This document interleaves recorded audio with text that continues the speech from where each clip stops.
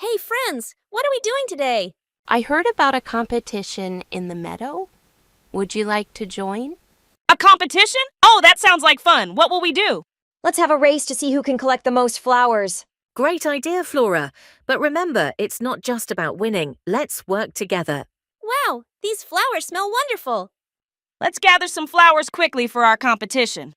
Remember, friends, slow and steady wins the race. But we also need to have fun. Let's take a little break and enjoy the water. Look at the flowers by the water. Let's grab some more. Yes, let's go. Who can hop over the logs the fastest? I'll take my time, but I'll get over there.